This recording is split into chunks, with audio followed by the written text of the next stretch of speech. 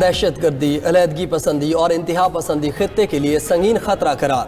بلوچستان اور خیبر پختونخوا میں دہشت گردی کے لیے بیرونی سہولت کاری ہو رہی ہے۔ جعفر ایکسپریس پر حملے میں بیرونی ہاتھ ملوث ہونے کے ناقابل تردید ثبوت موجود ہیں۔ وزیر اعظم شہباز شریف کا 25ویں SCO سربراہان مملکت کونسل اجلاس سے خطاب۔ کہا، پاکستان دہشت گردی کی ہر شکل کی مذمت کرتا ہے۔ ہم نے 90,000 سے زائد قیمتی جانیں قربان کی ہیں۔ دنیا سیاسی مفادات کے لیے دہشت گردی کو بطور ہتھیار استعمال کرنے والے ممالک کے جھوٹے بیانیوں کو تسلیم نہیں کرتی۔ گھناؤنے جرائم کے ذمہ داروں اور ان کے سہولت کاروں کو جواب دہ ہونا ہوگا۔ پاکستان اپنے تمام ہمسایہ ممالک سے معمول کے تعلقات چاہتا ہے۔ تمام بین الاقوامی اور دو طرفہ معاہدوں کا احترام کرتے ہیں۔ وزیر اعظم نے کہا ہے کہ پاکستان شدید بارشوں، گلوبل وارمنگ، کلاؤڈ برسٹ اور تباہ کن سیلاب کی لپیٹ میں ہے۔ سیلاب سے انفراسٹرکچر، کھڑی فصلوں اور مویشیوں کو شدید نقصان پہنچا۔ بہادر اور ثابت قدم عوام امدادی اور بحالی کے کاموں میں مصروف ہے۔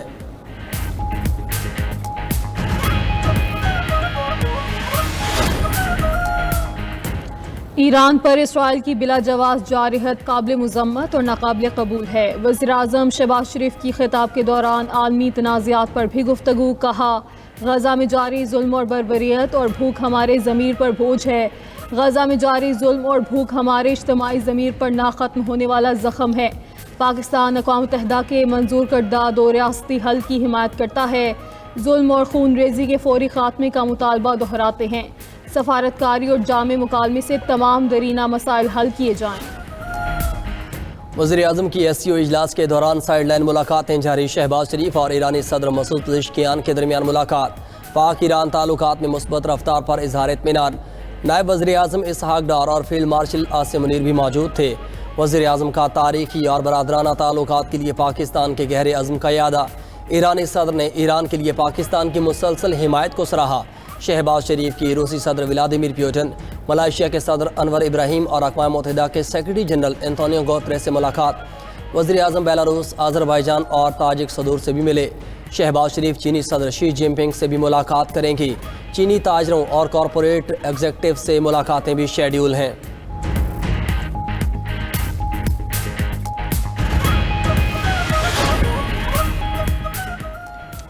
چین کے شہر تیانجن میں شنگھائی تعاون تنظیم کا سربراہی اجلاس۔ چینی صدر شی جن پنگ کی SCO ترقیاتی بینک کے قیام کی تجویز۔ اجلاس سے خطاب میں کہا، وقت گزرنے کے ساتھ تنظیم تناور درخت بن چکی ہے۔ SCO باہمی تعاون اور اصول کے تحت آگے بڑھ رہی ہے۔ SCO کے رکن ممالک کو مواقع سے فائدہ اٹھانا ہوگا۔ چین کی شراکت داروں سے تجارت $2.3 ٹریلین سے تجاوز کر گئی۔ چین ممبر ممالک کو 10 ارب یوان کا قرض دے گا۔ اپنے خطاب میں روسی صدر ولادیمیر پیوٹن کا کہنا تھا کہ امریکی صدر ڈونلڈ ٹرمپ سے اگست میں ہونے والی ملاقات تعمیری رہی، جس سے یوکرین بحران کے حل کی راہ ہموار ہو گئی۔ چین کی کوششوں کو بھی سراہا۔ کہا، یہ اقدامات یوکرین کے مسئلے کے مشرقی افغانستان میں 6 شدت کے زلزلے نے تباہی مچا دی۔ ہلاکتوں کی تعداد 800 سے تجاوز کر گئی۔ 2800 سے زائد افراد زخمی ہو گئے۔ کنڑ اور ننگرہار میں سینکڑوں عمارتیں ملبے کا ڈھیر بن گئیں۔ ملبے تلے دبے سینکڑوں افراد کی تلاش اب بھی جاری۔ طالبان حکام نے عالمی تنظیموں سے مدد کی اپیل کر دی۔ ترجمان افغان حکومت ذبیح اللہ مجاہد کا کہنا ہے، لینڈ سلائیڈنگ کی وجہ سے زمینی راستے بند ہو چکے ہیں۔ امدادی کارروائیاں صرف ہوائی راستے سے ہی کی جا سکتی ہیں۔ زلزلے کا مرکز ننگرہار صوبے کے شہر جلال آباد سے 27 کلومیٹر مشرق میں تھا۔ زلزلے کی گہرائی 8 کلومیٹر تھی۔ دوسری جانب گزشتہ رات پاکستان کے مختلف شہروں میں بھی زلزلے کے جھٹکے محسوس کیے گئے تھے، تاہم کوئی جانی یا مالی نقصان نہ ہوا۔ 4.6 شدت کے آفٹر شاکس بھی محسوس کیے گئے۔ پنجاب میں منہ زور سیلابی ریلوں سے ہر طرف تباہی کے مناظر۔ سینکڑوں بستیوں اور آشیانے پانی میں ڈوب گئے۔ لاکھوں لوگوں کی نقل مکانی، فصلیں تباہ۔ دریائے ستلج کے ریلی راستے میں آئی، ہر شے بہا لے گئے۔ قصور میں ہر طرف تباہی کے مناظر۔ ہیڈ گنڈا سنگھ والا کی پانی کی سطح اور بہاؤ بتانے والی گیج ٹوٹ گئی۔ سردار جمال الدین ڈوگر اور کجیاں والا کے قریب حفاظتی بند ٹوٹ گئے۔ پانی قریبی دیہات میں داخل۔ پاک پتن، بورے والا، وہاڑی اور بھاول نگر کے کئی علاقوں میں بھی تباہی۔ چشتیہ میں درجنوں موضع جات کے بند ٹوٹ گئے۔ سیلابی پانی گھروں میں داخل۔ متاثرین کھلے آسمان تلے زندگی گزارنے پر مجبور۔ بہاولپور اور احمد پور شرقیہ میں بند ٹوٹنے سے کئی بستیاں ڈوب گئیں۔ لودھرا میں 60 کے قریب آبادیوں کو سیلاب نے لپیٹ میں لیا۔ بھارت کی جانب سے دریائے چناب میں ایک اور بڑا سیلابی ریلا۔ سلا ڈیم سے چھوڑے گئے ریلے سے آئندہ 24 گھنٹے کے دوران اونچے درجے کے سیلاب کا خدشہ ہے۔ دریائے چناب اور راوی کے سیلاب نے سب کچھ ملیہ میٹ کر دیا۔ دریائے چناب کے اطراف 1169 اور راوی پر 478 دیہات زیر سیلاب کی نظر۔ اوکاڑا کے قریب دریائے راوی کے ماتم باندھ میں شگاف پڑ گیا، جس سے ہزاروں ایکڑ پر فصلیں پانی میں ڈوب گئیں۔ لاہور میں راوی کنارے بنے فارم ہاؤس میں سیلابی پانی میں پھنسے 6 شیر ریسکیو کر لیے گئے۔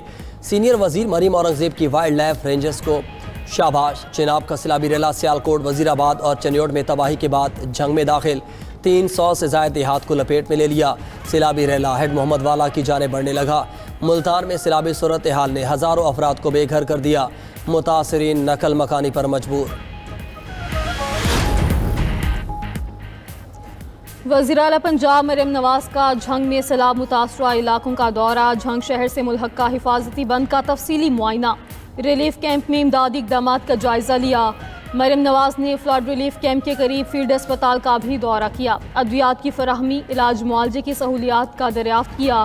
دوسری جانب وزیر اطلاعات پنجاب اسما بخاری کہتی ہیں ملک کو سپر فلڈ کا سامنا ہے۔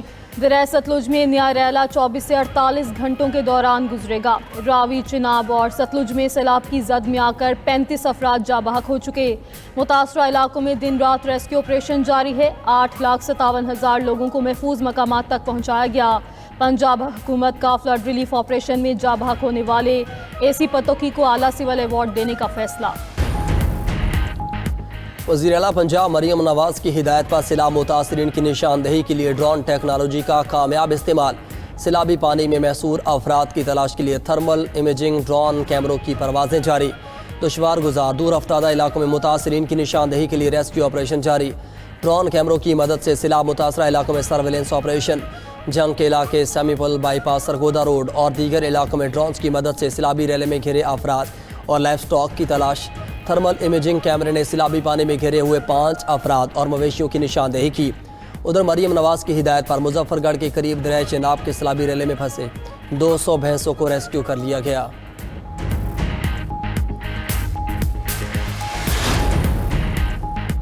سیلاب متاثرین کی مدد کے لیے پاک فوج کا جھنگ، چنیوٹ اور گردنواہ میں ریسکیو آپریشن جاری۔ سیلاب متاثرین کی امداد کے لیے پاک فوج کے دستے جھنگ، چنیوٹ اور گردنواہ میں موجود۔ پاک فوج کے جوانوں نے سیلاب میں پھنسے افراد کو کشتیوں کے ذریعے ریسکیو کر کے محفوظ مقامات پر منتقل کیا۔ ریسکیو کیے جانے والے افراد میں بزرگ، شہری، بچے اور خواتین شامل۔ متاثرین سیلاب کی جانب سے پاک فوج کے ریسکیو اینڈ ریلیف آپریشن کو سراہا جا رہا ہے۔ مشکل کی اس گھڑی میں پاک فوج عوام کے شانہ بشانہ کھڑی ہے۔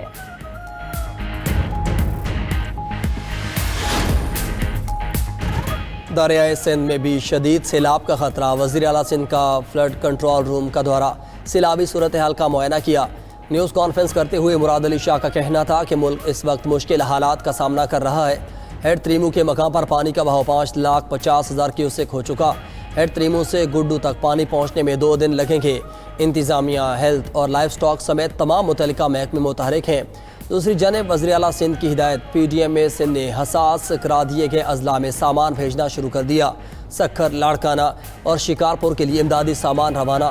سامان میں مچھردانیاں، mattress, hygiene kits, first aid kits, پانی کے کولر، ترپال اور خیمے شامل۔ نوشہر و فیروز، گھوٹکی اور کشمور کے لیے بھی امدادی سامان جلد روانہ کیا جائے گا۔ سیلاب پر ملک کی تاریخ کے بدترین سیلاب کی سب سے بڑی کوریج، سیلابی ریلوں کی پل پل بدلتی صورتحال کی بروقت اور ہمہ وقت رپورٹنگ۔ 92 نیوز کے نمائندگان اور رپورٹرز کی سب سے بڑی ٹیم ہر متاثرہ علاقے، دیہات، بستی اور قصبے تک پہنچی۔ انتظامیہ کے ریسکیو اور ریلیف اقدامات اور انتظامات سے ناظرین کو مکمل آگاہی دینے میں مصروف۔ 92 نیوز کی ٹیمیں وہاں تک بھی پہنچیں جہاں ریسکیو امدادی ٹیمیں نہ پہنچیں۔ پانی میں گھرے لوگوں کو درپیش مسائل اجاگر کرنے میں پیش پیش۔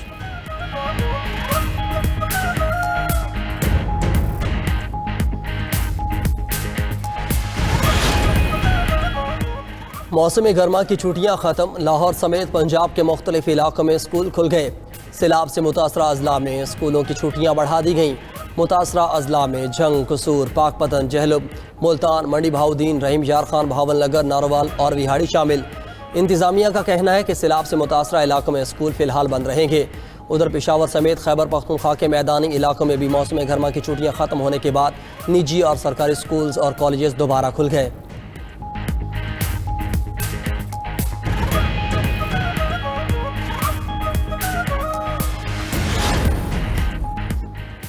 पेट्रोलियम मसनूआत की कीमतों में रद्द-ओ-बदल, पेट्रोल की कीमत बरकरार रखने का ऐलान। हाई स्पीड डीजल की कीमत में 3 रुपये फी लीटर कमी, नई कीमत 269 रुपये 99 पैसे फी लीटर हो गई।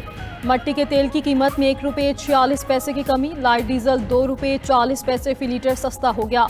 उधर LPG की कीमत में भी कमी, घरेलू सिलेंडर तकरीबन 14 रुपये सस्ता हो गया।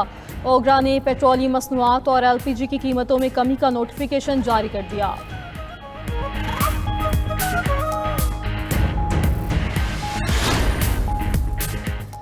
वज़ीर ख़ज़ाना मोहम्मद औरंगज़ेब की बीजिंग में होंगंटा सिक्योरिटीज़ के चेयरमैन से मुलाकात। पाकिस्तान और चीन के मालियाती शोबे में ताउन बढ़ाने पर इत्तेफाक किया गया। इस मौके पर गुफ्तगू में वज़ीर ख़ज़ाना मोहम्मद औरंगज़ेब ने कहा कि पाकिस्तान की हालिया मुआशी कारकर्दगी मुस्बत रही। हुकूमत इस्लाहाती अमल जारी रखने के लिए पुरअज़्म है। आलमी क्रेडिट रेटिंग एजेंसीज़ का पाकिस्तान की मईशत पर एतमाद में इजाफा हुआ। मोहम्मद औरंगज़ेब ने कहा आलमी और चीनी इदारा जाती सरमायाकारों के साथ ताल्लुकात मज़ीद फ़रोग़ पाएंगे।